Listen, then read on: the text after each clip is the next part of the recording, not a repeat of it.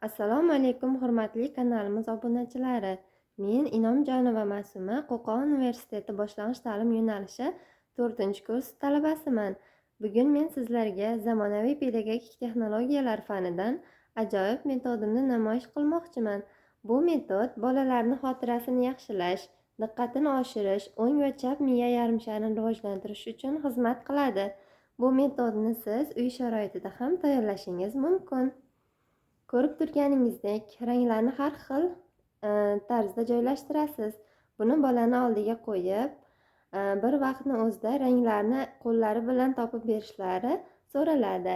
Sariq, yashil, qizil, siyoh rang, havo rang, sariq, yashil, siyoh rang, havo rang, yashil. Sizga yoqdi degan umiddaman. Kanalimizga obuna bo'ling va kommentariya qoldiring. E'tiboringiz uchun rahmat.